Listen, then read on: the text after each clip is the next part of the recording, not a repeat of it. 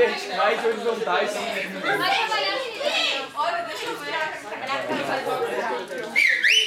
Galerinha, página 65. Estamos em cinemática. Em cinemática, recentemente, vimos as 3 equações mais importantes. Equação horária da posição, equação da velocidade e equação de Torricelli. Para que a gente possa raciocinar nas questões, além de lembrar do princípio de Galileu comentado na última aula, eu vou acrescentar essas 3 equações citadas. Equação horária da posição, equação horária da velocidade e equação de Torricelli. Serão as ferramentas que nós teremos para tentar detonar todas as questões de cinemática. Princípio de Galileu: os movimentos vertical e horizontal são independentes.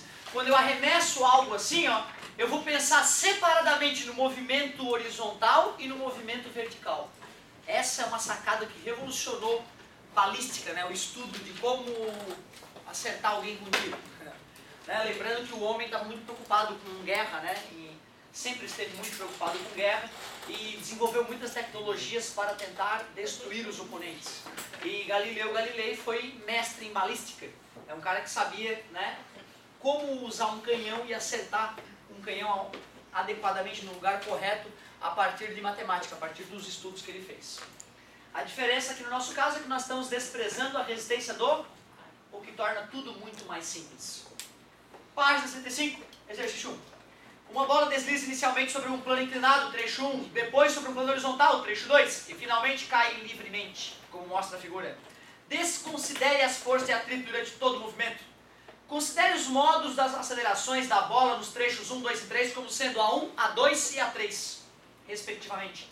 Sobre os módulos dessas acelerações nos 3 trechos do movimento da bola, pode-se afirmar que a aceleração no trecho 1 é maior ou menor ou igual à da gravidade?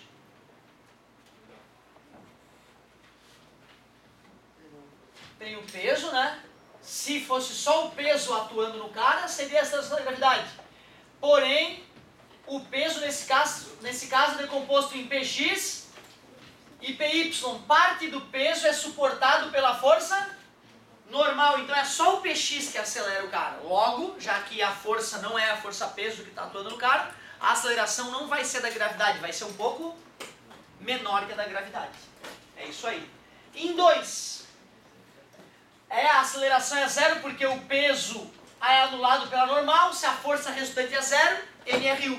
Então em 2 a aceleração é zero. Se em 2 a aceleração é zero, sobrou a letra B e a letra D. E em 3, pessoal? Qual força que está atuando no objeto? Só o peso. Quando um cara está só sob a ação do peso, a aceleração tem que ser a da gravidade. Maior, então, que a 1. Então, a aceleração 1 é menor que a aceleração 3. Aqui estava errado. E a aceleração 2 é 0. Então, era acessível. Se o cara parar para pensar, se tivesse uma lembrança legal de cinema, de dinâmica também para ajudar, né? Daria para chegar junto na questão.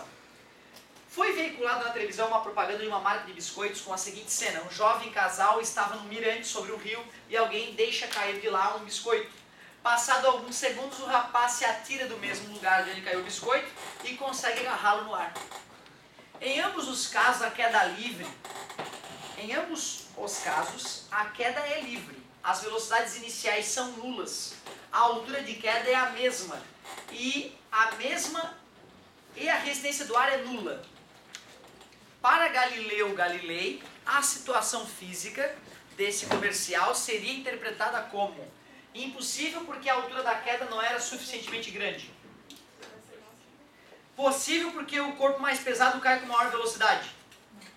Não, primeira aula a gente matou essa história, teoricamente, primeiro dia de aula. Possível porque o tempo de queda de cada corpo depende de sua forma. Isso só se tivesse resistência do ar. Impossível porque a aceleração da gravidade não depende da massa dos corpos. Essa era a alternativa que o aluno deveria buscar. Na prática é relativamente possível porque como o biscoito, né, é mais plano, ele tende, certo, a dar uma diminuída na velocidade com a resistência do ar. Se o cara for muito habilidoso, paraquedista muito habilidoso, e conseguir, né, fazer um formato bem aerodinâmico para o corpo durante a queda, existe uma certa chance, se a altura for considerável, de ele agarrar o biscoito, beleza? Mas, né, como ele desprezou a resistência do ar, as chances foram embora. Não tem o que fazer, será impossível. 3. Uma pessoa lança uma bola verticalmente para cima. Sejam V o módulo da velocidade e A o módulo da aceleração da bola no ponto mais alto de sua trajetória. Assim sendo, é correto afirmar que neste ponto, ó, joguei verticalmente para cima. Ele quer saber o que vai acontecer com a velocidade e com a aceleração naquele ponto mais alto, aí, naquele momento ali, ó. Aquele momento, na hora que chegou no ponto mais alto. A velocidade é 0. E a aceleração? É, porque é a da gravidade que está atuando o tempo inteiro, né? A aceleração é a da gravidade, diferente de 0, portanto. A velocidade é 0, mas a aceleração não é 0. É muito comum o aluno achar que a aceleração também é 0 naquele momento. Cuidado!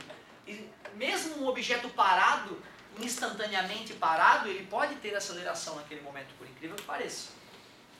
Questão 4. Uma criança arremessa uma bola verticalmente para cima. Desprezando-se a resistência do ar, o gráfico melhor representa a altura h da bola em função do tempo é... Tu vê uma outra questão, pedir a velocidade, né? Com o passar do tempo. Aí eu tinha que olhar para a equação da velocidade, que o gráfico é uma... Aqui, nessa aqui.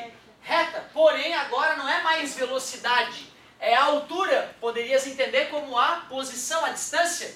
Logo, o gráfico esperado é uma parábola. O gráfico tem que ser uma parábola. Ah, mas professor, ele não jogou assim, ó, ele jogou para cima. Eu não estou dizendo que a trajetória é uma parábola. Eu estou dizendo que se eu faço um gráfico da altura com o passar do tempo, o gráfico fica uma parábola. A única cara de parábola seria esse e esse.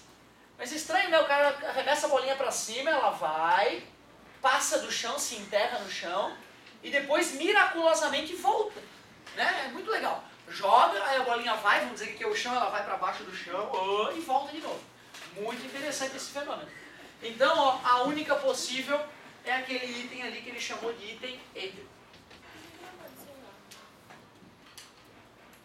O A, legal. Por que o A não é interessante? Primeiro, o fato de ser uma reta nessa parte está me dizendo que a aceleração não existe, que é a velocidade constante. É como se eu tivesse arremessado a bolinha e ela fosse assim, ó, subisse assim, ó, com a velocidade constante. E de repente, tum, parou lá em cima. E de repente volta e desce com velocidade constante também. Beleza? Ótima pergunta.